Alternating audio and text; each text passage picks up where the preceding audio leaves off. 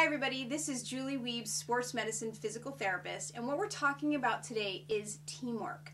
And the reason we need to explore that is that our current methodology, our current thinking on how to train the pelvic floor is to train it in isolation. And we can do that in any position that we choose, but it's still an isolated contract or relaxation of the pelvic floor away from its teammates. And the teammates that the pelvic floor tends to play with, or we need it to play with, are the components of the inner core.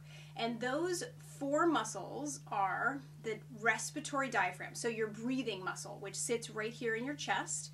The TA, which is your deepest abdominal muscle. That's the muscle that everyone wants you to activate when you pull navel to spine.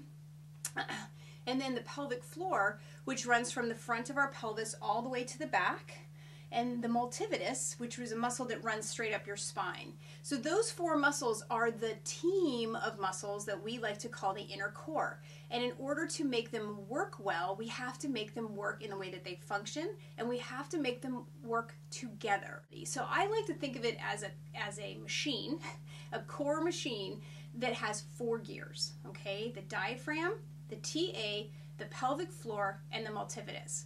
So the product of the action of these gears in our machine is to create that central stability before any movements begins, so our body has something sturdy to pull again. It's our anchor. And so just like all gears, there's movement, okay? The diaphragm, which is in constant motion, we hope, right? Because we're always breathing, is creating movement in the other gears. They're constantly responding to one another, and they're constantly in motion, all right? They're moving and interacting with one another because, one, the diaphragm's always moving, but so are we. We never sit still. So in order to keep creating that anchor, we need this system to be dynamic. We need it to move, and that's why I like the idea of gears. They're constantly moving, but they're constantly moving in relationship to one another. What happens if we take one of these gears out? Let's take out our pelvic floor gear, okay? And we're gonna take it off to the side, right? Isolate it over here, shine it up, work it, mainly in secret, so nobody knows what we're doing, right? How well does our core machine work when it has a missing gear?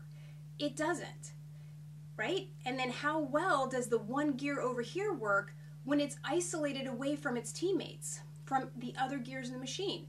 It doesn't. Neither this works well nor this if they're not working together. Okay? And that's why Kegels fail for so many women, is that that's not actually how the pelvic floor functions. It is part of a team. So this is the beginning of starting to understand how that pelvic floor actually functions, so we can design exercise programs around that concept of a dynamic pelvic floor that's part of a team. Okay? Take care. We'll keep exploring all these topics next time.